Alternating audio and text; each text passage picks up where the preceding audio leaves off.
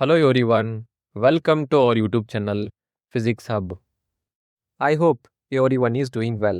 ಇವತ್ತಿನ ಕ್ಲಾಸಲ್ಲಿ ನಾವು KSET and U G C net paper 1 ಅಲ್ಲಿ ತುಂಬಾ ಇಂಪಾರ್ಟೆಂಟ್ ಟಾಪಿಕ್ ಆಗಿರ್ತಕ್ಕಂಥ ಆಬ್ಜೆಕ್ಟಿವ್ಸ್ ಆಫ್ ಟೀಚಿಂಗ್ ಅನ್ನ ಕಂಪ್ಲೀಟ್ ಆಗಿ ಡಿಸ್ಕಸ್ ಮಾಡೋಣ. ಈ ಟಾಪಿಕ್ ಇಂದ ಪ್ರತಿ ಎಕ್ಸಾಮ್ ಅಲ್ಲಿ 1 or 2 ಕ್ವಶನ್ಸ್ ಆಲ್ಮೋಸ್ಟ್ ಫಿಕ್ಸ್ ಬರ್ತವೆ.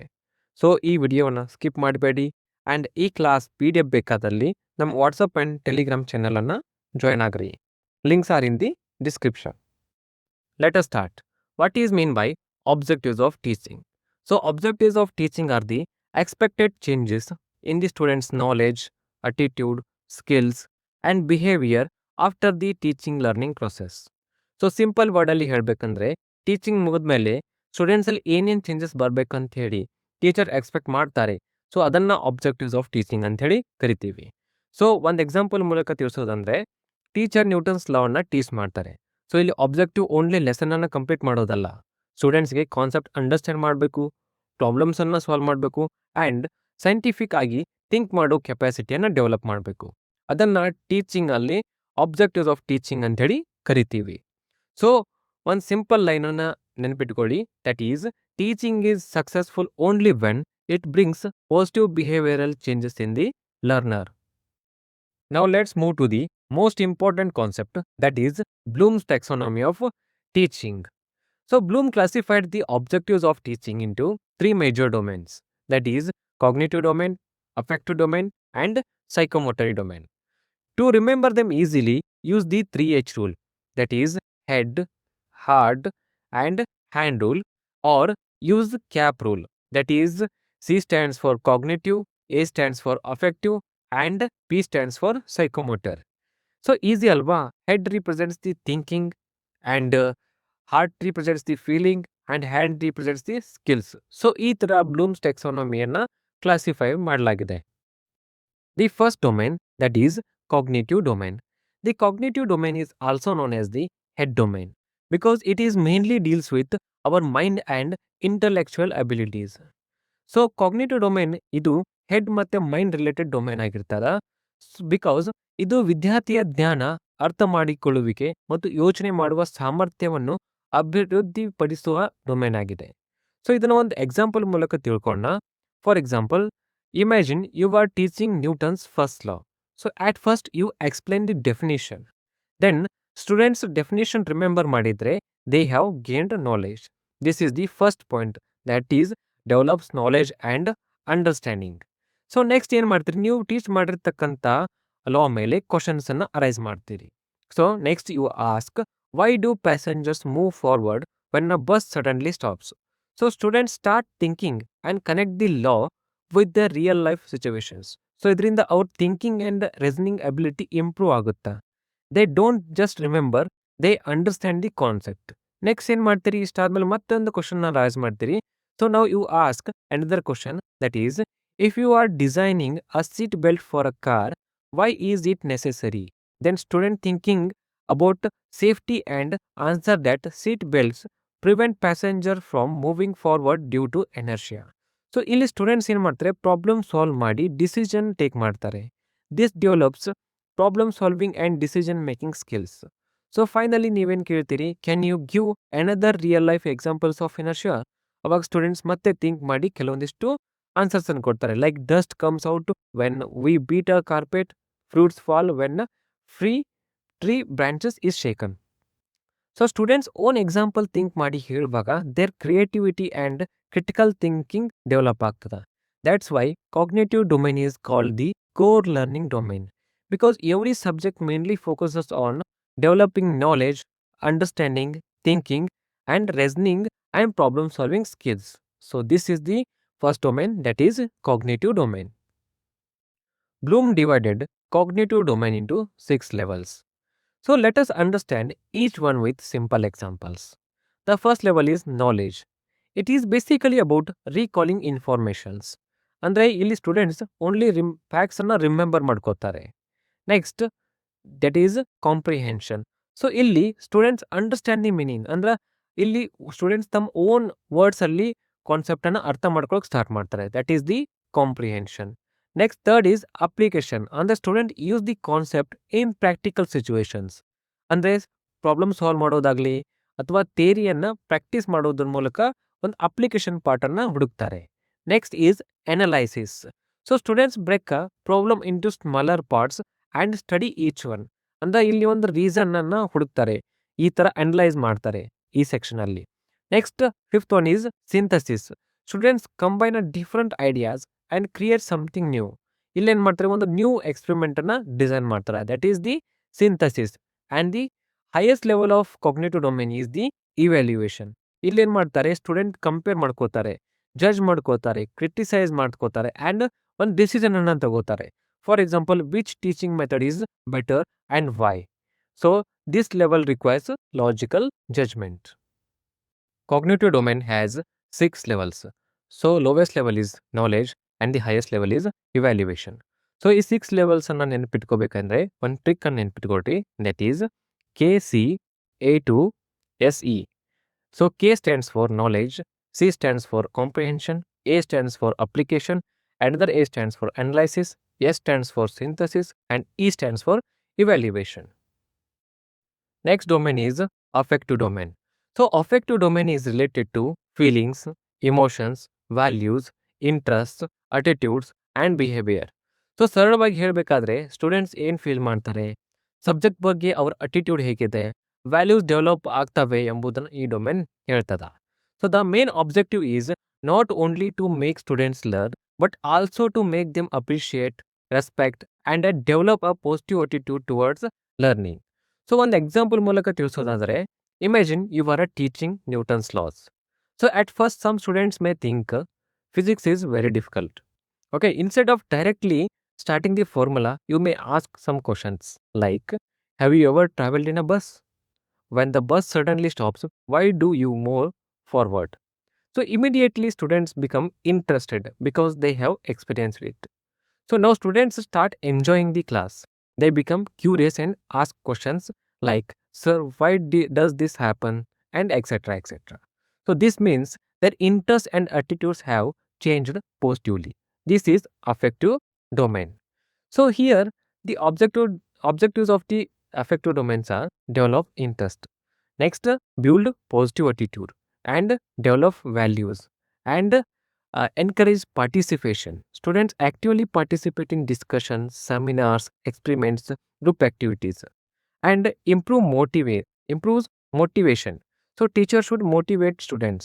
These are the all objectives of affective domain. Affective domain is heart related domain. So this domain is classified into 5 levels. So first one is receiving. Receiving means willingness to listen. So receiving ಅಂದ್ರೆ students teacher ಹೇಳುವ ವಿಷಯವನ್ನು ಗಮನದಿಂದ ಕೇಳಲು ಮತ್ತು accept ಮಾಡಲು ready ಇರುತ್ತಾರೆ. So this is the first level of affective domain. So next is responding. Responding ಅಂದ್ರೆ students ಕೇವಲ ಕೇಳುವುದಲ್ಲ, ಆಕ್ಟಿವ್ಲಿ ಪಾರ್ಟಿಸಿಪೇಟ್ ಮಾಡೋದು. So this is willingness to participate. ಅಂದರೆ ಕ್ವಶನ್ಗೆ ಆನ್ಸರ್ ಮಾಡೋದು, ಡೌಟ್ಸ್ ಕೇಳೋದು, ಡಿಸ್ಕಷನಲ್ಲಿ ಪಾರ್ಟಿಸಿಪೇಟ್ ಮಾಡೋದು. This is the second level of affective domain. Next is valuing. So valuing ಅಂದರೆ ಸ್ಟೂಡೆಂಟ್ ಒಂದು ವಿಷಯದ ಇಂಪಾರ್ಟೆನ್ಸನ್ನು ಅಂಡರ್ಸ್ಟ್ಯಾಂಡ್ ಮಾಡಿ ಅದಕ್ಕೆ ವ್ಯಾಲ್ಯೂ ಕೊಡುವುದು. That is the valuing. Next is organising. Organising ಅಂದ್ರೆ ಏನು, ಸಂಘಟಿಸುವುದು. ಸೊ ಆರ್ಗನೈಸ್ ಮೀನ್ಸ್ ಡಿಫ್ರೆಂಟ್ ವ್ಯಾಲ್ಯೂಸನ್ನು ಕಂಬೈನ್ ಮಾಡಿ ತನ್ನ ಓನ್ ವ್ಯಾಲ್ಯೂವನ್ನು ಸಿಸ್ಟಮ್ ಡೆವಲಪ್ ಮಾಡೋದು. ಅಂದರೆ ಯಾವ್ದು ರೈಟು ಯಾವ್ದು ರಾಂಗು ಅಂತ ಹೇಳಿ ಡಿಸೈಡ್ ಮಾಡಿ ಅದರ ಪ್ರಕಾರ ನಡೆದುಕೊಳ್ಳುವುದೇ organising. So this is the ಸಂಘಟನೆ ಅಂತ ಕರಿತೀವಿ. Next is characterisation. So characterisation ಅಂದ್ರೆ ಏನು, ವ್ಯಕ್ತಿತ್ವ ರೂಪುಗೊಳಿಸುವಿಕೆ. So characterisation is the highest level of affective domain. So ಇಲ್ಲಿ ವ್ಯಾಲ್ಯೂಸ್ ಸ್ಟೂಡೆಂಟ್ಸ್ ಪರ್ಸ್ನಾಲಿಟಿಯ ಭಾಗವಾಗುತ್ತದೆ. ಅವರು ಯಾವಾಗಲೂ ಆ ವ್ಯಾಲ್ಯೂ ಪ್ರಕಾರ ಬಿಹೇವ್ ಮಾಡ್ತಾರೆ. ಸೊ ಸ್ಟೂಡೆಂಟ್ಸ್ ಯಾವಾಗಲೂ ಹಾನೆಸ್ಟ್, ಡಿಸಿಪ್ಲಿನ್, ರೆಸ್ಪೆಕ್ಟ್ ಆಗಿ ಬಿಹೇವ್ ಮಾಡೋದು. This is the example of this characterisation. So totally affective domain ಏನಿದೆಲ್ಲ, ಸೊ ವಿದ್ಯಾರ್ಥಿಗಳಲ್ಲಿ ಉತ್ತಮ ಮನೋಭಾವ, ಮೌಲ್ಯಗಳು, ಭಾವನೆಗಳು ಹಾಗೂ ಉತ್ತಮ ನಡವಳಿಕೆಯ ಬೆಳೆಸುವ ಲರ್ನಿಂಗ್ ಡೊಮೇನ್ ಆಗಿದೆ. The pyramid represents the 5 levels of affective domain. Bottom level is the basic stage and the top level is the highest stage. As we move upwards, students' attitude, values and the behavior becomes stronger. ಅಂದರೆ ಈ pyramid ಅಲ್ಲಿ 5 ಹಂತಗಳಿವೆ. So ಕೆಳಗಿಂದ ಮೇಲಕ್ಕೆ ಹೋಗ್ತಾ ವಿದ್ಯಾರ್ಥಿಗಳ ಭಾವನೆ, ಮೌಲ್ಯಗಳು ಮತ್ತು ನಡವಳಿಕೆಯಲ್ಲಿ ಅಭಿವೃದ್ಧಿ ಆಗ್ತದ. ಸೊ ರಿಸೀವಿಂಗ್ ಅಂದ್ರೆ ಏನು? ದಟ್ ಈಸ್ ದಿ ಸ್ವೀಕರಿಸುವುದು. ನೆಕ್ಸ್ಟ್ ರೆಸ್ಪಾಂಡಿಂಗ್ ಅಂದ್ರೆ ಪ್ರತಿಕ್ರಿಯಿಸುವುದು. ನೆಕ್ಸ್ಟ್ ವ್ಯಾಲ್ಯೂವಿಂಗ್ ಅಂದ್ರೆ ಮೌಲ್ಯೀಕರಣ. ನೆಕ್ಸ್ಟ್ ಆರ್ಗನೈಸೇಷನ್ ಅಂದ್ರೆ ಏನು? ಸಂಘಟನೆ.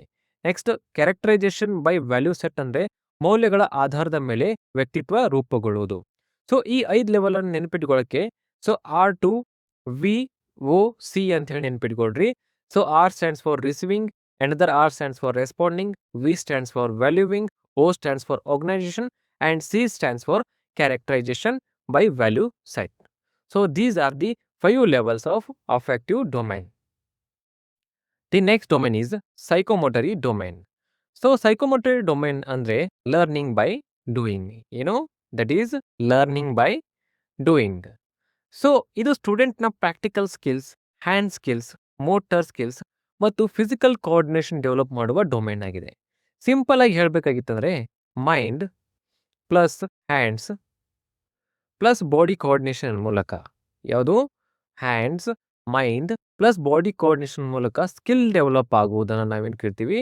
ಸೈಕೋಮೋಟರಿ ಡೊಮೇನ್ ಅಂತೇಳಿ ಕರಿತೀವಿ. ಸೊ ಇದಕ್ಕೆ ಬೆಸ್ಟ್ ಎಕ್ಸಾಂಪಲ್ ಅಂದರೆ ಫಿಸಿಕ್ಸ್ ಲ್ಯಾಬ್ ಎಕ್ಸ್ಪೆರಿಮೆಂಟ್ಸು, ಡ್ರಾಯಿಂಗ್ ಮಾಡೋದು, playing cricket, riding a bicycle, ಇವೆಲ್ಲ ಸೈಕೋಮೋಟರಿ ಡೊಮೇನ್ಗೆ ಎಕ್ಸಾಂಪಲ್ ಆಗಿದ್ದಾರೆ. ಸೊ ಸ್ಟೂಡೆಂಟ್ಸ್ ಪ್ರಾಕ್ಟೀಸ್ ಮಾಡಿ ಹ್ಯಾಂಡ್ ಸ್ಕಿಲ್ಸ್ ಡೆವಲಪ್ ಮಾಡ್ತಾರೆ. ಥಿಯರಿ ಮಾತ್ರ ಅಲ್ಲ, ಪ್ರಾಕ್ಟಿಕಲಿ ವರ್ಕ್ ಮಾಡುವ ಮೂಲಕ ಅಬಿಲಿಟಿ ಬರ್ತದ. ಸೊ ಈ ಥರ ತಮ್ಮ ಅಂದರೆ ಪ್ರಾಕ್ಟಿಕಲ್ ಆ್ಯಂಡ್ ಮೋಟರ್ ಸ್ಕಿಲ್ಸನ್ನು ಡೆವಲಪ್ ಮಾಡ್ಕೋತಾರೆ. Next brain, eyes and hands together work ಮಾಡುವ ಮೂಲಕ ಕೋಆರ್ಡಿನೇಷನ್ ಇಂಪ್ರೂವ್ ಆಗ್ತದ. That is improve coordination and performance. Next is ಇದರಿಂದ ಸ್ಟೂಡೆಂಟ್ಸ್ ಏನಾಗ್ತದ? ಪರ್ಫಾರ್ಮೆನ್ಸ್ ಕೂಡ ಇಂಪ್ರೂವ್ ಆಗ್ತದ. ನೆಕ್ಸ್ಟ್ ಸ್ಟೂಡೆಂಟ್ಸ್ ಸ್ವತಃ ಮಾಡಿ ಕಲಿತಾಗ ಲರ್ನಿಂಗ್ ಹೆಚ್ಚು ಎಫೆಕ್ಟಿವ್ ಆಗ್ತದ. ದಟ್ಸ್ ವೈ ಇದನ್ನು ಈ psychomotor domain is known as the learning by doing ಅಂತೇಳಿ ಕರಿತೀವಿ. ಮತ್ತು ಸ್ಟೂಡೆಂಟ್ಸ್ ಫ್ಯೂಚರ್ ಜಾಬ್ಗೆ ಬೇಕಾಗಿರುವ ಟೆಕ್ನಿಕಲ್ ಸ್ಕಿಲ್ಸ್ ಮತ್ತು ಒಕೇಶನಲ್ ಸ್ಕಿಲ್ಸನ್ನು ಡೆವಲಪ್ ಮಾಡ್ತಾರೆ. ಸೊ ಈ ರೀತಿ developing practical and motor skills, improve coordination and performance, encourage learning by doing, and helps in acquiring occasional and technical skills is the main objectives of this psychomotory domain. Psychomotory domain has classified into 5 levels. So the first level is imitation or observation. ಅಂದರೆ learner teacher ಅಥವಾ expert ಅನ್ನು observe ಮಾಡಿ ಅದೇ skills ಅನ್ನು copy ಮಾಡೋದು. That is the observation or imitation ಅಂತ ಕರಿತೀವಿ. Next is manipulation. Manipulation ಅಂದ್ರೆ ಏನು? ನಿರ್ವಹಿಸೋದು. ಸೊ ಸ್ಟೂಡೆಂಟ್ಸ್ ಓನ್ ಆಗಿ ಇಕ್ವಿಪ್ಮೆಂಟ್ ಅಥವಾ ಟೂಲ್ಸನ್ನು ಯೂಸ್ ಮಾಡಿ ಪ್ರಾಕ್ಟೀಸ್ ಮಾಡೋದನ್ನು ನಾವು ಏನು ಮಾಡ್ತೀವಿ? ಮ್ಯಾನಿಪುಲೇಷನ್ಸ್. ಅಂದ್ರೆ learner tries to experiment with various aspects like manipulating machineries and equipments. Next is precision. Precision ಅಂದರೆ ನಿಖರತೆ, ಮೀನ್ಸ್ ಕಂಟಿನ್ಯೂಸ್ ಪ್ರಾಕ್ಟೀಸಿಂದ ಅಕ್ಯುರೇಸಿ ಮತ್ತು ಕರೆಕ್ಟ್ನೆಸ್ ಇಂಪ್ರೂವ್ ಆಗ್ತದೆ. That is the precision. Next articulation. Articulation ಅಂದರೆ ಡಿಫ್ರೆಂಟ್ ಸ್ಕಿಲ್ಸನ್ನು ಕಂಬೈನ್ ಮಾಡಿ efficiently perform ಮಾಡೋದನ್ನು ನಾವೇನು ಕರಿತೀವಿ? ಆರ್ಟಿಕ್ಯುಲೇಷನ್ ಅಂತೇಳಿ ಕರಿತೀವಿ. Next is naturalisation. ಸೊ ಸ್ಕಿಲ್ಸನ್ನು ಹ್ಯಾಬಿಟ್ ಆಗಿ ನ್ಯಾಚುರಲಿ ಪರ್ಫಾರ್ಮ್ ಮಾಡೋದು, ಈವನ್ ನ್ಯೂ ಸಿಚುವೇಶನ್ಗೆ ಅಡಾಪ್ಟ್ ಆಗೋದನ್ನು ನಾವೇನು ಕರಿತೀವಿ? ನ್ಯಾಚುರಲೈಸೇಷನ್ ಅಂತೇಳಿ ಕರಿತೀವಿ. ಈ ಥರ psychomotor domain develops practical and motor skills for observing a skill to perform it naturally through the continuous practice. Psychometry ಡೊಮೈನನ್ನು ನಾವು 5 ಲೆವೆಲ್ಸಲ್ಲಿ ಕ್ಲಾಸಿಫೈ ಮಾಡ್ತೀನಿ. So psychometry domains mainly focus on hand skills ಅಥವಾ ನಾವು ಪ್ರಾಕ್ಟಿಕಲ್ ಸ್ಕಿಲ್ಸ್ ಮೇಲೆ ಇದನ್ನು focus ಮಾಡ್ತದ. ಇದು ಲರ್ನರ್ ಹೇಗೆ ಅಬ್ಸರ್ವ್ ಮಾಡಿ ಪ್ರಾಕ್ಟೀಸ್ ಮಾಡಿ ಪರ್ಫೆಕ್ಟ್ ಆಗಿ ಫೈನಲಿ ಸ್ಕಿಲ್ಸನ್ನು ನ್ಯಾಚುರಲ್ ಆಗಿ ಪರ್ಫಾರ್ಮ್ ಮಾಡ್ತಾನೆ ಅನ್ನೋದನ್ನು ಎಕ್ಸ್ಪ್ಲೈನ್ ಮಾಡ್ತದ. ಇಲ್ಲಿ ನೋಡ್ರಿ, first level that is the lowest level is imitation or ಇದನ್ನು ನಾವು ಅಬ್ಸರ್ವೇಷನ್ ಅಂತೇಳಿ ಕರಿತೀವಿ. Next level is manipulation, next is precision, next is articulation, and the highest level of psychometry domain is that is naturalisation. So ಈ ಥರ 5 ಲೆವೆಲ್ಸಲ್ಲಿ ನಾವು this psychometry ಡೊಮೈನನ್ನು classify ಮಾಡಿದ್ದೀವಿ. So psychometry domains explains the ಅಂದರೆ totally learner observe ಮಾಡೋದ್ರಿಂದ start ಮಾಡಿ practical ಮೂಲಕ ಅಕ್ಯುರೇಸಿಯನ್ನು ಡೆವಲಪ್ ಮಾಡಿ ಫೈನಲಿ ಸ್ಕಿಲ್ಸನ್ನು ನ್ಯಾಚುರಲ್ ಆಗಿ ಮತ್ತು ಆಟೋಮೆಟಿಕ್ ಆಗಿ ಪರ್ಫಾರ್ಮ್ ಮಾಡುವ ಲೆವೆಲ್ಗೆ ರೀಚ್ ಆಗ್ತಾನೆ. This is the psychomotor domain. This is the comparison between cognitive domain, affective domain and the psychomotor domain. So ನಾವು previously cognitive domain, affective domain and the psychomotor ಡೊಮೈನನ್ನು in detail ಆಗಿ study ಮಾಡಿದ್ವಿ. So ಇಲ್ಲಿ ಕೆಲವೊಂದಿಷ್ಟು keywords ಮೇಲೆ ನಾವು ಯಾವ ಥರ ಡಿಫ್ರೆನ್ಷಿಯೇಟ್ ಮಾಡ್ಬೋದು, ಡೊಮೇನ್ಸನ್ನು ಯಾವ ಥರ ಅಂಡರ್ಸ್ಟ್ಯಾಂಡ್ ಮಾಡ್ಕೋಬೋದು ಅನ್ನೋದನ್ನು ಡಿಸ್ಕಸ್ ಮಾಡೋಣ. ಸೊ ಕಾಗ್ನೇಟಿವ್ ಡೊಮೇನ್ ಏನು ರಿಪ್ರೆಸೆಂಟ್ ಮಾಡ್ತದ? ಹೆಡ್. ಅಂದರೆ ಹೆಡ್ ಕಾಗ್ನೇಟಿವ್ ಡೊಮೇನನ್ನು ರಿಪ್ರೆಸೆಂಟ್ ಮಾಡ್ತದ. So head means knowledge. That's why the cognitive domain is known as the knowledge based domain. Similarly heart ಏನು ರಿಪ್ರೆಸೆಂಟ್ ಮಾಡ್ತದ? Affective domain. ಸೊ ಹಾರ್ಟ್ ಅನ್ನೋದೇನು? Emotion based domain. That's why affective domain is known as the emotion based domain. Similarly hand ಏನು represent ಮಾಡ್ತದ? Psychomotor domain. So hand is for skills. So skill on based domain ಯಾವುದಿರ್ತದ? That's is the psychomotor domain. So cognitive domain deals with thinking and learning. Similarly affective domain deals with feelings, values and attitudes. ಹಾಗೆ psychomotor domain ಏನದ? That deals with practical and motor skills. So totally ಏನು? Head ಅಂದರೆ knowledge. Knowledge ಜೊತೆ ಯಾವ್ದು ಬರ್ಬೋದು? Think ಮಾಡೋದಾಗಲಿ ಅಥವಾ learning ಮಾಡೋದು, ಕಲಿಯೋದನ್ನು ನಾವು ನಾಲೆಜ್ ಜೊತೆ ಕಂಪೇರ್ ಮಾಡ್ಬೋದು. ಎಮೋಷನ್ ಜೊತೆ ಯಾವ್ದು ಬರ್ತದೆ? ಫೀಲಿಂಗ್ಸ್ ಆಗಲಿ, ಅಟಿಟ್ಯೂಡ್ ಆಗಲಿ, ವ್ಯಾಲ್ಯೂಸ್ ಆಗಲಿ, these are the feelings. So ಇದು ಇಮೋಷನ್ ಬೇಸ್ಡ್ ಡೊಮೇನಲ್ಲಿ ಬರ್ತದೆ. ದೆನ್ ಪ್ರಾಕ್ಟಿಕಲ್ ಅಥವಾ ಮೋಟರ್ ಸ್ಕಿಲ್ಸ್ ಇರೋ ಬರ್ತದೆ, that is in psychomotor domain. So ಇಲ್ಲಿ ಕಾಗ್ನೇಟಿವ್ ಡೊಮೇನ್ ಅಂದರೆ ಏನು? The learning by knowing. ಅಂದರೆ ನಾವು ಯಾವುದೇ ಅದನ್ನು ತಿಳ್ಕೊಂಡು ಕಲಿಯೋದನ್ನು ನಾವು ಏನು ಮಾಡ್ತೀವಿ? ಕಾಗ್ನೇಟಿವ್ ಡೊಮೇನ್ ಅಂತೇಳಿ ಇಂಡಿಕೇಟ್ ಮಾಡ್ತೀವಿ. ನೆಕ್ಸ್ಟ್ ಅಫೆಕ್ಟಿವ್ ಡೊಮೇನ್ ಅಂದರೆ learning by feeling.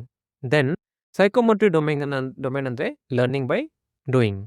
So totally cognitive domain focus on memory, understanding and application part.